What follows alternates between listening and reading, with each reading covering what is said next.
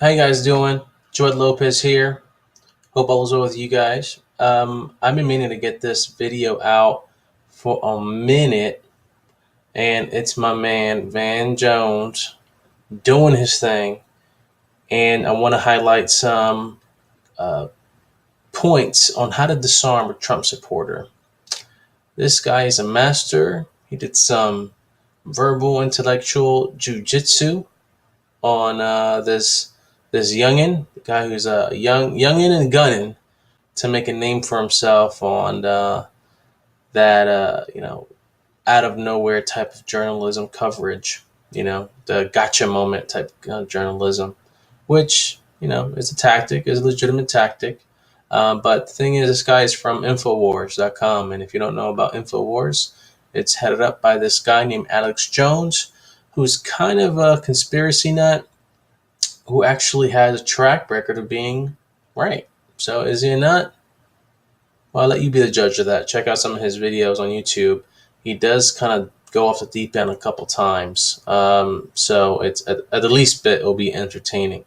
So anyways, my man, Van Jones, minding his own business, catches up with these guys, and I want to do a point-by-point assessment on how he handles it. And some of these things are going to be obvious, but I want to reaffirm them for those who might miss it. And some things are so subtle that it's just, you got to take notice and emulate this, because this is exactly how you take care of a Trump supporter. Let's listen in. It has a slow start. This is a longer video, so I sped up the audio for the sake of the video. And let's get in. Let's check it out. Let's see how this guy's doing. I got 28-year-old single male. Say hey, ladies. Exactly. With very, very nice biceps. Thank you. Get his biceps. I've seen his biceps. His biceps are a lot better looking than I am. You know why? Because I shop at InfoWarsStore.com. Hey, are you an Alex Jones fan? You seem like you're a cool guy. Wait, hold on. And if you want more. Boom. So he knows this guy is the leader of the pack, but he's purposely not engaging him right away. He's trying to humanize himself and connect with those around them, with the goons or the groupies or whatever, the camera crew, all those guys around him. Let's notice what happens. It starts to irk him a little bit on my friend over here.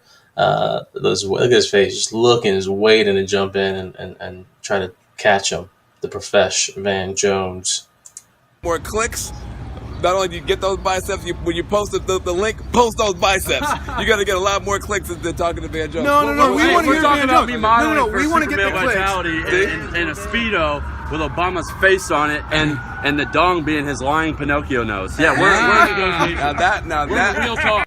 So he's trying to get under his skin, trying to be a little offensive, and he comes back to that a little bit there about respecting the president. You'll see it was a little wink he gives, a little look he gives the camera. But yeah, they trying to throw some jabs, feel him out, and that's how he responds. Now listen, if you need an agent, if you need any help, whatever, let me know. What's your name? All right. My name's Randy. Randy. So are you guys all a part of the same kind of a thing? You guys We're all Trump supporters. That's good. So that's good. So you guys just all came Well, rushing you're out. famous, man. We saw you. Well, I just wanted to hear why you think Trump is racist. Hold on a second. I'm actually talking to people. I know, but I asked you a question. You've been drinking. Look at just the way he's already kind of frustrated already. You're not playing my game, Van Jones. You're not playing my game. And I asked you a question. And because I asked you a question, I'm entitled to an answer. No. You don't got it like that. I told you I had half a beer. I promise you I'm sober. So I'll take it. And what's your name? Absolutely won't. You already asked me. I can't hear because of your friend here. Because the questions. Randy Starr. All right, we'll take this. As long as you're going to give us some time. Here, Yeah. Rob Well, do. I don't have to give you time. I'm actually going to go be on television. You don't have to give us time. I don't have to give you time. I'm free. That's one of the great things about the 21st century is I'm actually free. All right. That's good. Hey, you are. Don't leave. He's walking And away. he walks away. How awesome though would it be if he just did that though and just walked away? Answer the question. Dodge a question. You dodged the question. Bye-bye. You know what my theory is? You know Donald Trump's not a racist. Oh, wait, hold on a second. I'm sorry. There we I go. think- I thought we were done. I think you he know asked you a Donald Trump is question. not a racist, and that's why you can't.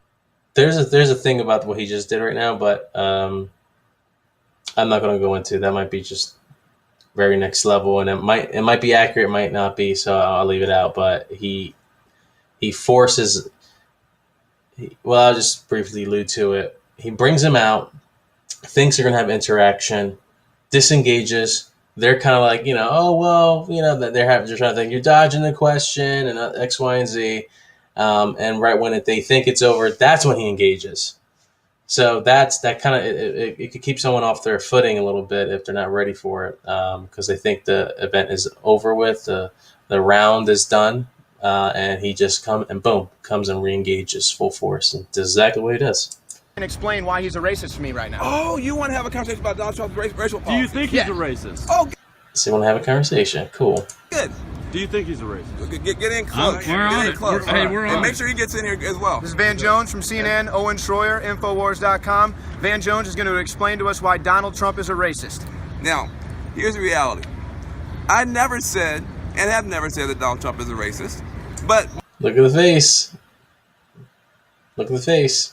because, but for some reason, he feels perfectly comfortable putting those words in my mouth. Here's what I believe about Donald Trump. I believe that Donald Trump is not a racist. I believe that Donald Trump is worse than a racist. Now, let me tell you why I think he's worse than a racist. Okay. A racist is someone who believes that his group is superior to another group. That's a racist. Now, that's pretty bad. Hey, how you doing, brother? Good to see you. Yeah, man. That's pretty bad to think that your group is good and another group is bad. That's horrible. Who's Donald Trump's group? But Trump is worse than that. Trump is a racial opportunist. He actually doesn't. Actually, no, I think. No.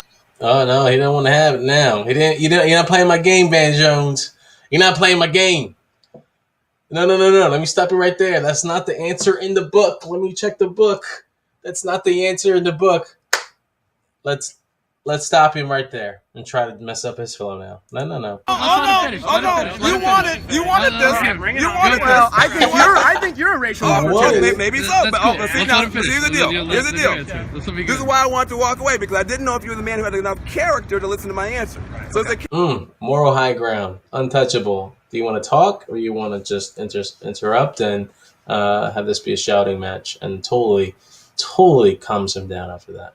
character test for you. I'm sorry, man. Go ahead. Okay, Oh, very you're good. bad. You're Okay, bad. no, I'm saying it's a test. We don't know yet. We don't know yet. All right. So, Go ahead, babe. now, you asked the question, is Donald Trump a racist? I say Donald Trump is not a racist. I say he is worse than a racist. He's a racial opportunist. In other words, he uses other people's racial anxieties, other people's possible racial antipathies, or just discomfort, and he plays with it for. So he doesn't play into the answer that he is a racist or not a racist, a zero sum, either or, nothing in between. He doesn't play that game, folks. And these issues are so complicated that if you try to go with like he is a racist or he's not a racist, and there's nothing in between, then you limit your argument and you limit your opportunity to school people who are trying to, get you by cornering you into a corner about the argument about whether or not he's racist. His own purposes, which means he doesn't think that his group is better than anybody else. He thinks everybody's stupid. He's playing all of us. That's what I think about Donald Trump. Now, what do you think about that? So first of all, do you think I have racial anxiety, I have Donald no Trump? idea. No one gives a damn about you, man. This is what I can't stand about a lot of these guys. You know, they always. You think about me? It's not everything's about you. It's not. I don't know you. Okay, that's fair, because I promise you I don't. But second of all, don't you feel that Hillary Clinton does the same thing when she tweets out how white Americans need to feel a little more guilt or a little more compassionate towards black Americans? Don't you feel that that's Hillary doing the thing that you just accused Donald Trump of? No, actually, I don't know that she did that. But if she did do that, She did. Well, good. What did she say? I don't remember exactly, but she had white. Oh, okay. She did say that, but I don't remember exactly. I would have just jumped all over that myself. But Van Jones just kind of takes it and concedes to the point, hypothetically, and moves on. You know, you can't win every battle. You can't win every sub argument or sub point to win an exchange like this. But Van Jones does a great job in just moving on. Americans need to Yeah, feel that's good. compassion for black And it was Americans, after essentially, is what the she cops said. got shot in Dallas. Right. Yeah, she Yeah, did that. that was Let me speed this up. Well, you guys are probably much better read in on that than I am. Here's what I do think. I do think that we all need to show a lot more compassion for each other than we have been showing. So if she was saying that the white should be more compassionate, I hope she's also saying that the black should be more compassionate. I didn't read her tweets, but I do believe that when you're arguing for more empathy and more compassion, I'm for that. When you're arguing for more suspicion and more fear, I'm not for that. Well, I would say that if anybody is trying to build fear and race bait, it would be your network, CNN, when you promote the Black Lives Really, just switching gears here. He's not getting anywhere with Van Jones on this point. So, got to attack the networks. So easy. Matter protests that have been violent. We've had cops get killed, and yet there's a lot of rhetoric on CNN that supports the BLM movement and continues the racial divide in this country. Well, let me ask you a question. When you saw the videos of African Americans dying, I've also seen them of white Americans dying. okay, let me ask you a question. More of them than blacks, actually. Well, hold on a second. When you saw the videos of the African Americans dying, did you have a sense of some concern? Well, absolutely. I mean, I protested police brutality and police overreach, so absolutely. But let's be honest here. In an investigation of the Michael Brown and Darren Wilson case, it's been... They love going to Michael Brown, folks. They love going to Michael Brown because the Obama's DOJ, Department of Justice, didn't find anything enough to really pursue Darren Wilson on charges of, unjustly murdering Michael Brown. And so that's Obama's people. So in your face, Van Jones. And they love going to that one because it baits you into the debate of that's BS and X, Y, and Z. And then they come out with, well, Obama's people said they couldn't do anything about it. They couldn't find anything. And it really paints you in that corner again. So you really can't touch Darren Wilson, Michael Brown stuff. As much as you might hate to let that one go, the facts of the matter is the Department of Justice could not prosecute. They didn't feel that it would be justifiable. It's taxpayers' money to prosecute and try to find something else. They did find something else, actually, but they just couldn't do anything with Darren Wilson. But look at what ninjutsu abilities Van Jones just pulls on this guy after he tries to bring up Michael Brown. Proven that hands up, don't shoot was a false narrative. Sure. And it was also proven that Darren Wilson protected his life and was right in the actions he took. Who proved that? It was an investigation. By who? By Barack Obama's Justice Department. And so Barack Obama's Justice Department. Here it comes. you have confidence that when Barack Obama's Justice Department investigated that and they came out with that they probably came out with the right answer? Yes or no? Well, I would say that yes, but let's say, Yes, let's okay, say so- the answer Got him on the yes. Here it is is. no. No, say yes. Because Okay, so yes. okay, good. Because they were biased towards Well, finding the alternative. hold on a second. So you're now going to stand on the authority of Barack Obama, President Barack Obama, by the way, his Caught that, President Barack Obama, by the way. Give those a little look at you. Department of Justice's position. Great. I stand with you. I say you are correct, sir. And I will say that same. You totally disarmed him. I stand with you. If that's what it said, then I stand with you. You got to let go of some of the ground to take that shot, that headshot sometimes. You know, you got to take a couple. Hey, if you're going to go in for the finishing blow, you're going to eat some jabs. If you're going to go in for the uppercut to finish someone off, you're going to eat some jabs, folks. You got to eat some stuff too. And so Van Jones just says, you know what, you're right. DOJ was right in how they came down with Darren Wilson and Michael Brown. And I agree with you. I stand with you. I say you are correct, sir. Just, I don't know if I could do that. But, man, does he nail it. Same Department of Justice discovered that the entire police department in Ferguson was so rife with racism that they were actually targeting African Americans for fees and fines and tickets. Did that strike you as credible, and were you concerned about that as well? I am from St. Louis. I have friends in Ferguson, and there has been a lot of tension between police and African Americans in that area. But I will say that everything that happened with the Here it is. Here's the deflection pivot point. Michael Brown and Darren Wilson situation we already agreed on only that. made it worse. No. I want to offer you a challenge, man. No, hold on. Disengage. Finishing blow. I don't want to go here anymore. I can't touch this guy. I want to offer you a challenge. Disengage. Let's talk about something else, Van Jones. I have nothing else to offer this conversation. Solve your challenge. No, but let me finish. So, the only thing you see in Ferguson, and this is where my heart breaks. The only thing you see in Ferguson is that there was a protest about a case that later on turned out to be a false situation. And yet, the same department also said, who you already said was credible, the same Department of Justice came out and said that there was massive, widespread abuse of the black population, which is part of why they believed what was going on. And yet, with that, I don't see the same level of concern. It's much worse. Damn, got him.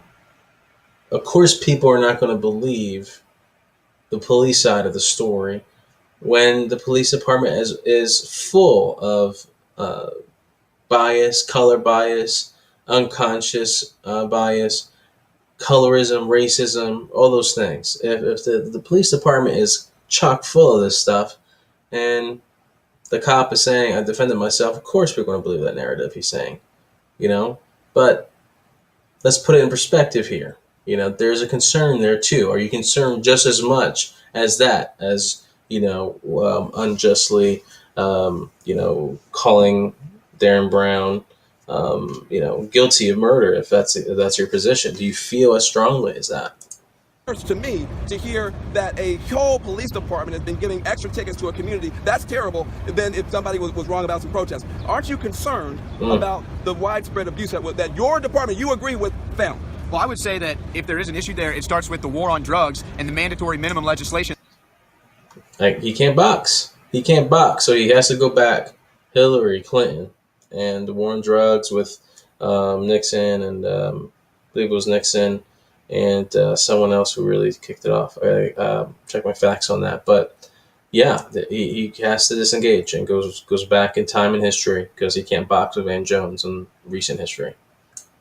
That was brought in by Bill and Hillary Clinton. That is what has resulted in most of these African Americans being charged and arrested. So if you want to protest against that, I think that's the route you got to take. Is stop the war on drugs. We agree on that. And that's a good argument. That's a good point. The Democrats, Newt Gingrich and Bill Clinton, were both a part of this whole drive. And both Newt, who I know very well, and Bill have said that they went too far. They overshot the ramp. So there's stuff for us to agree on there. Now, here's what I am going to say to you. You guys came running out of that bar, whatever you're doing. Well, I had to get you. No, I'm just saying. I was minding my own. I give you credit. I give you a lot of credit for doing this interview. Hey, listen, I'm not afraid of anybody. I'm an American just like you are. But I was minding my own business. I was walking down the street. I saw him. I got it. I was walking down the street, and you started screaming my name out. Now, I thought maybe you were one of my exes, and maybe I owed you some money. So I started. Nice little jab. Nice little jab there, using some humor. I try to walk a little bit faster. He's transgender today. Exactly. It could be. It could be. You be a little more tolerant. It could be. But once I realized who you were, and it was obvious that you were be a Trump guy, did I start cussing at you? No. Did I run away from you? No, I give you credit. That's good. And we had a real conversation. I got one quick question. Go ahead, Van Jones. What here? Rob Dew, Infowars.com. Very good. Okay, next up, who's going to go down? Why have relations between blacks and whites actually decreased? Hold on 1 second. Why have they decreased? Hold on 1 second. We know you do impersonations. We know that. That's great. Why have relations between blacks and whites gotten worse under Barack Obama's regime? And you work for him. Why do you think that's regime? Barack Obama's regime? So, first of all, just because something happens when someone is president doesn't mean that the president caused it. I think that sometimes my concern is my conservative sisters and brothers seem to have a toddler's theory of reality. If mommy had just not uncovered my eyes, those nasty peas would not be there. No, the nasty peas were there. This conflict, listen, I'm 47 years old. I was born in 1968. And he's going to go into more of the residue of slavery and Jim Crow, and how just because we overturn laws and slavery, that magically we live in a unicorn land of opportunity and fairness and equality, just because there was some votes and they put it on the books. Nothing, regardless of enforcement, upholding the law, and really, seeing justice at the ground level in the streets. So this is him. Roland Martin did this just amazing, same argument, same logic of follow through at Wendy Williams' show when he was schooling her and the crowd with his points about putting this stuff in perspective. To be clear, I'm a ninth generation American. Ninth generation. I'm the first person in my family born with all my rights recognized by this government. The first person in 9 generations. They passed those, finally got the bills passed 64, 65. I was born in 68. I'm the first one in my family born with all my rights. It's right here, man. It was Democrats that Hey, hold kept on. doing that. No, it was Dixocrats, and I know you guys take a great deal of comfort in that. I don't know why. I mean, every single right winger I talk to for the past 3 or 4 years jumps up and down and says, "Oh, but 60 years ago Democrats were terrible racists." I don't know why that makes you happy today. They still are. Doesn't it? I don't know. Like speaking truth. Well, irrelevant truths. I mean, listen. Kermit the Frog is green. That's the truth. It's just irrelevant. So let me tell you. Damn. Here's the problem that we have right now. Here's the problem that we have right now.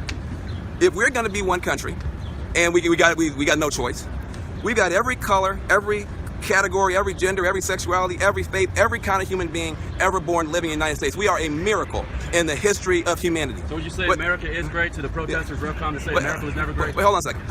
I can only deal with one thing at a time. So we are a miracle in the history of humanity. There's no country that's ever even tried to do what we do every day in this country. You got countries that got 2 ethnic groups and they can't get along with 2. I agree. They're fighting over 2. I got 37 languages spoken in the LA public schools, and we mostly get along.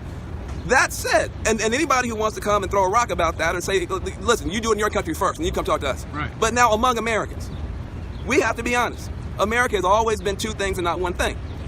We start out with that great founding reality that was disappointing even to the founders. You go to Jefferson Memorial. Thomas Jefferson, in marble and stone, says, "I tremble for my country when I reflect that God is just." That's not triumphalism from the founders. I tremble for my country. What's he talking about? He's talking about slavery. No, hold on a second. No, hold on. No, that's not what he's talking about. I'm not gonna listen. She says, you gotta put it in context. When he says, "I tremble for my country when I reflect that God is just," he's talking about the enslavement as the main sin. If you want to talk about sin, that's 100% true. But you gotta let me talk. If you want to get your own interview, you get your interview. So now listen, this is the type of root stuff. So now listen, that is a founding reality. Even according to the founders, they've had some disappointments. The founding reality, even the founders said we didn't quite get it all done, which is why they let us have amendments. Yep. But the good thing is there's also the founding dream. That same Thomas Jefferson said, "We hold these truths to be self-evident, that all are created equal." Now that's America. That's America. Yeah. The ugly founding reality, which you don't want to acknowledge, but Thomas Jefferson did, and that beautiful dream. And what makes us Americans is that we have a process of debate, of amendment, to close that gap every generation a little bit more between that ugly founding reality and that beautiful dream. That's what makes us Americans. That's who we are on this earth that nobody else can touch. So if you make the mistake of these people down here and they deny the beauty of that founding dream and they just look at the ugliness of the founding reality, you're wrong. We're more than Powerful. He's getting worked up. He is preaching almost with that, that preacher's fire. And this is where he gets this amazing point of, we got to see the whole truth. We got to see the whole truth. And he goes into those dualities of focusing on the freedoms that all these ultra patriotic people, shout out and parade as if America is perfect, and totally minimize and diminish the experience of those who are oppressed or of any category, not just black and brown, but I mean, look at people who are differently abled, and the what they have to go through in terms of not having certain access to certain things in the daily life. So we're talking about the whole thing. If you're focusing on one or the other, there's a problem if you're not having a holistic view, and he just drives this home here. just that founding reality. But if, on the other hand, you won't look at that founding reality, and you won't look at the pain of people whose immediate family members suffered in that founding reality, and tell us that we're wrong, you also don't get the joke. You also don't understand America. And so this is beautiful. I didn't run from you. I did not talk to you, because this is what we're supposed to do. I didn't go get a gun, you didn't go get a gun. I didn't call you a name, you didn't call me a name. We can argue back and forth. But if we're going to get through this, the next president is going to have an ungovernable country. I don't care who it is. Thanks to who? Hillary won't be able to govern, and Trump won't be able to govern because we stopped listening to each other. And there's been a complete lack of empathy. I'm a Christian too. And raised my children to be Christian. There's a complete lack of empathy. And I'm going to tell you right now, you do your interview later. They didn't ask you to talk, they asked me to talk. Now, and they'll ask you tomorrow. I'm gonna tell you this. I'm gonna tell you this is very important now. The only way this thing works is if you cry just as much when that black man dies in that police car, and I cry just as much as when that horrible bigoted sniper shot down those police. Boom. He's calling it out. He's calling out what it is on both sides, folks. On both sides. Listen to me here, because this is the thing that you'll miss when you're trying to disarm a Trump supporter or trying to really connect with people about these highly sensitive topics. If you cannot admit the terrible atrocity committed against those police officers in Houston, I believe it was, and like he says, if you don't cry over that or mourn over that, because of your personal political views on X, Y, and Z, I'm sorry, you're losing something here. You're missing something here. And this is such a powerful point that he does, because look at his face. Look at that guy's face. Look, got him thinking he's not this, young wannabe pit bull trying to catch Van Jones in the street debate. Van Jones is kicking knowledge, and my man over here he doesn't even know what to do with it, but just feel what he's bringing. Powerful stuff. If you're crying over those funerals and I'm crying over those funerals and we're both crying together, we can find a way to get our cops to be better and get our kids to be better. But if once we decide that we're going to pick funerals, that's the worst thing. We're going to pick funerals. What a great use of the visuals here. In America, we're not picking which funeral we're going to cry over. Well, Barack Obama. And that's not the Do president's you say fault. this on CNN? I say it every day. I have to say, first of all, I have to say, I give Van Jones a lot of credit. This is the most candid I've ever seen Boom. him. I think he's been very great. I thank you for doing this interview with us. Can I just offer you one challenge? Yes, sir. All right, I want to challenge you. It's a really stupid challenge, so I'm going to leave it here. And there's some more stuff. Maybe I'll finish it off, but man, this is how it's done. I just did a video where I was talking to someone who was white about racism. It was someone I know. They're anonymous. It's part of a bonus content to my podcast. And how it started was she responded to some batshit crazy person's post, and it got the better of her. And she said something that I personally think was a little ignorant. And I care about her, and I know her, and I reached out and we talked. And as part of a previous episode for another episode for the Q2 podcast, where we talk about social change issues and the practical side of things, it came up like, should we engage white people in conversations about race and racism and race relations? And a lot of people fall on different sides of the spectrum on that. And I'm not sure where I stand on that, but I'm doing some experiments. And in that episode, I talked to her about these things. And just Van Jones does a great job at just really breaking down, number one, not playing their game, in the whole, are you racist? Yes or no? Is Donald Trump racist? Yes or no? Totally uses their own arguments against them and their own facts against them. That they like to cherry pick, by the way, and goes to the heart of these things and the humanity of these things, and totally says, I care about the police who got shot, and I care about the person in the car that got shot and was recorded on Facebook Live as final moments. That's how you do it, folks. That's how you disarm a Trump supporter, and you gotta kick it. Yeah, you gotta kick the facts. You have to know what you're talking about. But first and foremost, you got to have the right heart. I think that's that's the biggest takeaway. If you want to disarm a Trump supporter who's if you're trying to be right without being effective, you already lost in these conversations. And our communities hang the balance when we try to be right instead of be effective in reaching people in these conversations for better understanding. I don't know what this cat's going to do for the rest of his life. But I hope and pray that, maybe it's not anytime soon, but maybe down the road, years later, he might remember this conversation and might do something different with his life instead of, maybe working for a company like Infowars.com that makes good, a lot of money on perpetuating this fear-based conspiracy theories and race baiting content. JoedLopez.com. Thanks for joining me on this longer rant. But I think it's super important that we dissect what success looks like when it comes to talking about race, racism, and race issues in America. Panvizu.org, subscribe to our email list, and get more stuff like this and more. Be well.